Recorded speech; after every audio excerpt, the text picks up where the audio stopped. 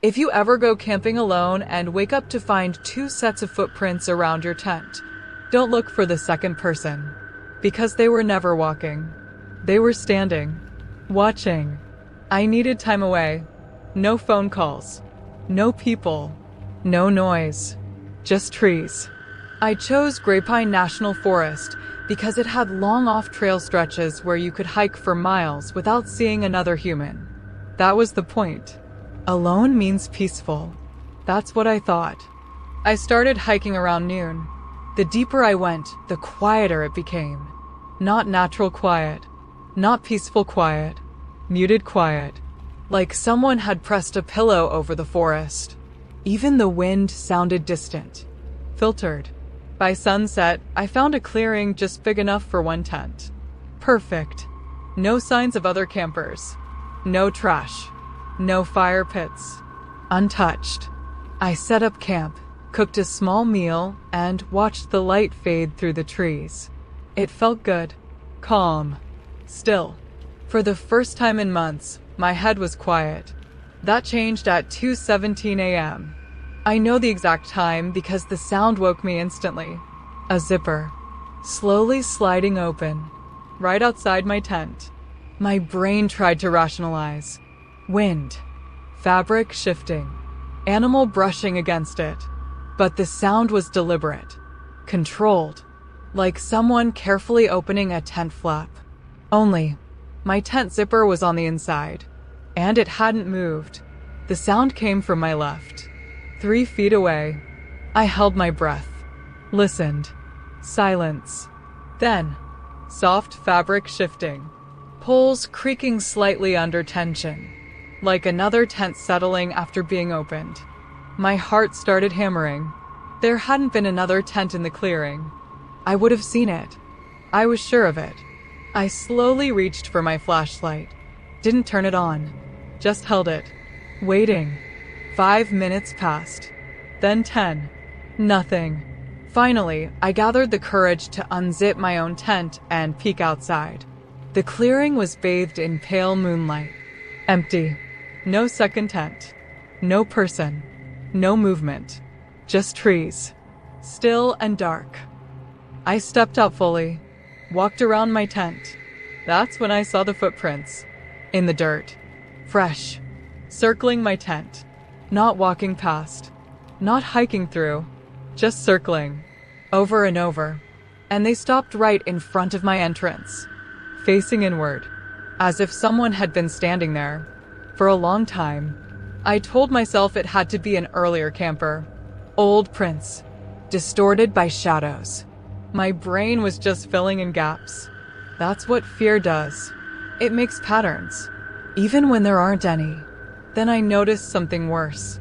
Next to my tent, pressed lightly into the dirt, were the rectangular impressions of another tent base. Same size as mine. Parallel. 3 feet away. Like it had been set up beside me. And taken down. Quietly. But here's the part that made my skin crawl. The dirt inside that second tent outline wasn't disturbed. No sleeping bag marks. No knee impressions. No footprints entering or leaving. Just smooth ground. Perfectly smooth. As if whatever had been inside hadn't needed to move. That's when I heard breathing. Behind me. Slow. Measured. Close. Not animal. Too steady. Too calm. I didn't turn around. Because every instinct told me, if I turned around, I would see someone standing exactly where the second tent had been. Watching me. The same way the footprints had faced my entrance. The breathing stopped. Completely. And the forest went silent with it. No wind. No leaves. Nothing. Just the feeling of being measured. Studied. From a distance too close. Then, from directly behind my tent, I heard fabric shift again. Like someone crawling back inside. But there was no second tent. And I was alone. I didn't sleep after that. I stayed inside my tent with the flashlight off, listening. The forest never returned to normal. No crickets. No wind. No distant animal calls. Just absence. like the woods were holding their breath with me. Around 3:03 a.m., I heard it again. Poles clicking together. Soft. Precise. Tent rods snapping into place. Right beside me. Not imagination. Not wind. Assembly. Slow. Careful. Methodical. Like someone who had done it many times before. My mouth went dry. There was something deeply wrong about the sound. It wasn't rushed. It wasn't clumsy. It wasn't scared. It was calm. Like setting up camp was routine. Like it expected to stay. Then came the fabric. Unfolding. Spreading across dirt. The faint thud of stakes being pressed into soil. But not hammered. Pushed. As if strength wasn't necessary. As if the ground simply allowed it. I stared at the thin nylon wall of my tent. On the other side, 3 feet away, something was building a second shelter, mirroring mine. Exactly. I grabbed my phone. No signal. Of course. I turned on the flashlight and aimed it toward the tent wall. The light glowed dimly through the fabric. And that's when I saw it. A shadow. On the other side. Humanoid. Still. Facing my tent. It didn't move. Didn't shift weight. Didn't sway. It just stood there. Watching. I slowly raised my hand. Testing. The shadow raised its hand too. Same speed. Same angle. But mirrored. Like a reflection. Except, it was facing me. Not standing beside me. My heart pounded so hard I thought it would shake the tent. I lowered my hand. The shadow lowered its.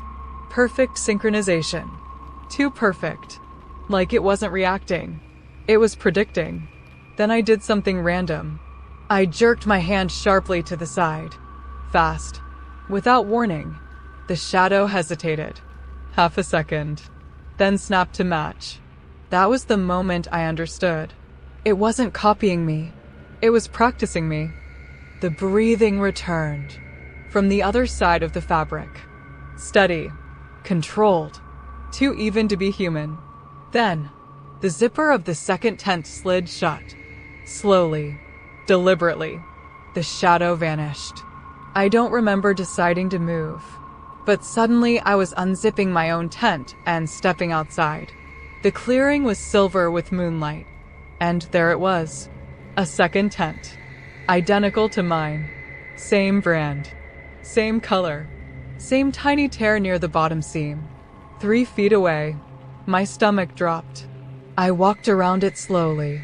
There were no footprints leading to it. None leading away. Just the ones from earlier. Circling mine. Facing inward. The second tent was zipped closed. Completely silent. I reached for the zipper. Paused. Listened. Nothing.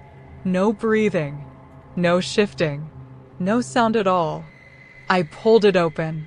Inside was my sleeping bag, my backpack, my flashlight, my boots, placed exactly the way I had arranged them. Even the dent in the pillow where my head had rested earlier. But cleaner. Neater. Like someone had remade my life from memory. My actual tent stood behind me. Still there. Still holding my real gear. I turned slowly between the 2 shelters. 2 camps. 1 person. And that's when I heard movement. Behind me, I spun around. The second tent was still open. Empty. But my tent, my real tent, had zipped itself shut.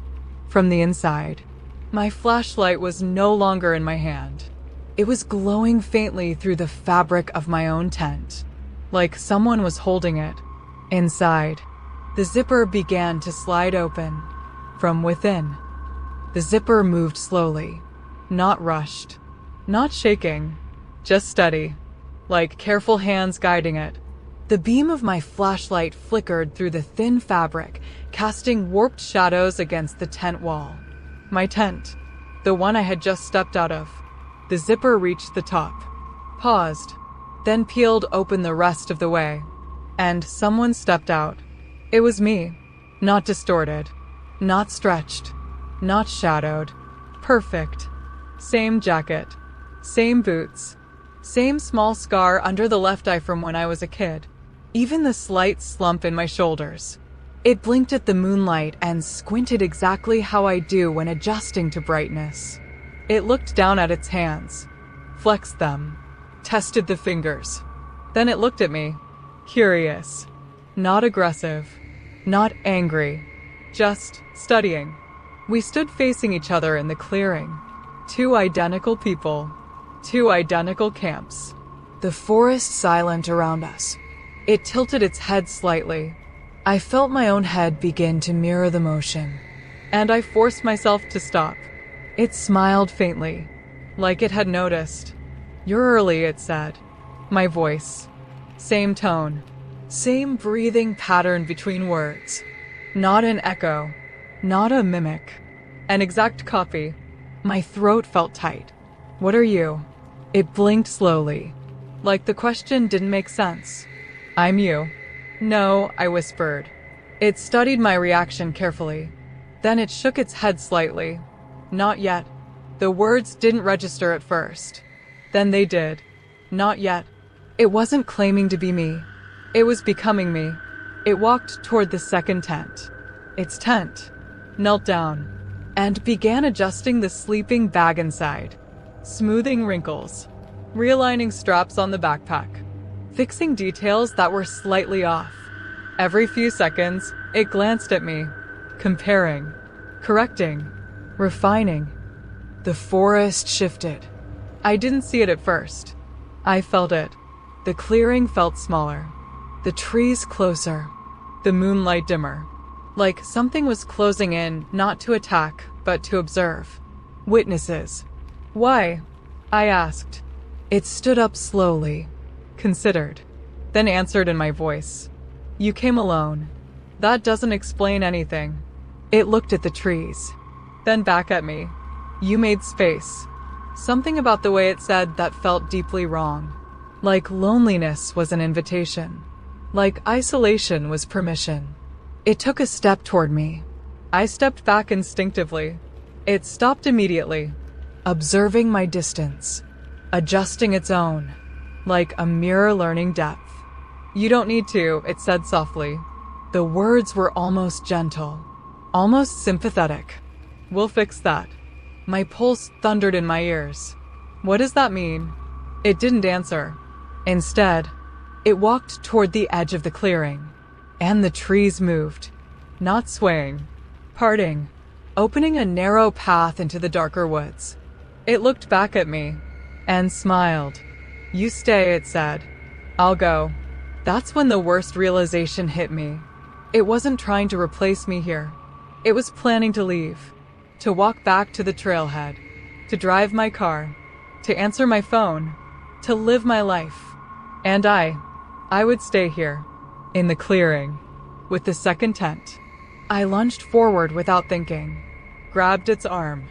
It was warm, solid, human. It looked genuinely surprised, then intrigued, like it hadn't expected resistance. Its grip tightened around my wrist, not painfully, just firm, measured strength, testing limits, learning. "Don't," it said calmly.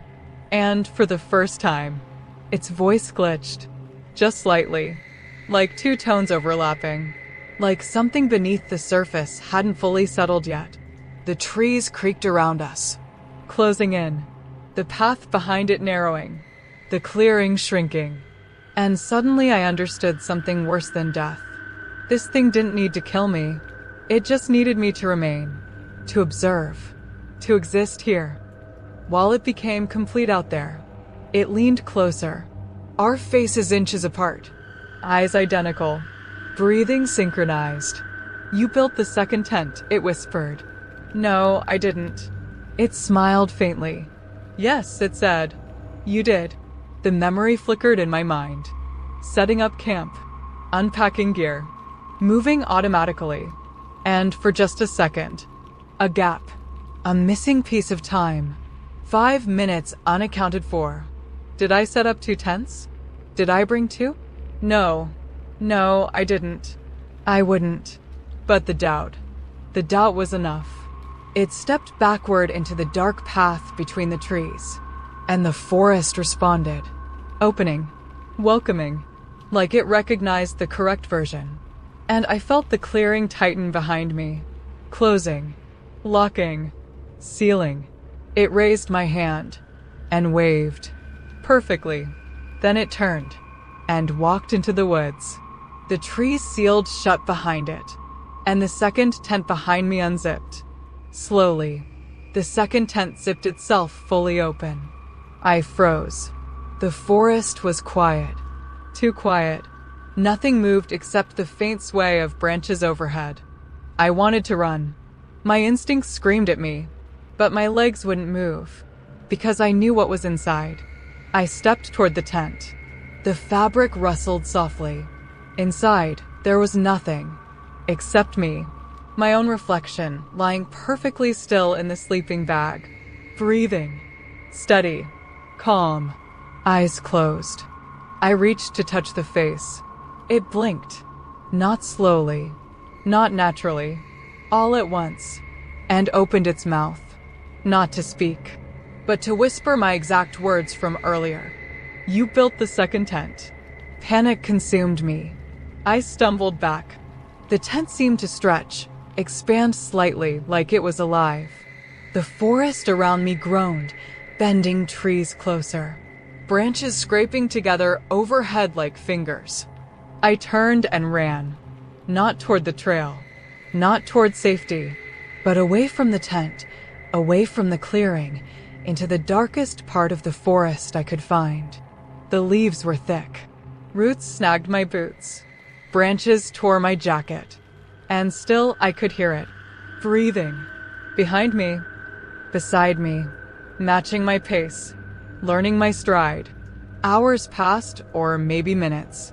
Time felt meaningless. I stumbled into another clearing. Moonlight barely penetrated the canopy. The second tent was gone. No footprints. No fabric. Nothing. I was alone. Except for the whispering. Soft. Patient. Endless. Coming from everywhere. You built the second tent. You built the second tent. I ran until I reached the road. My car. My keys. My phone. Signal. Everything normal. I drove home. Shaking.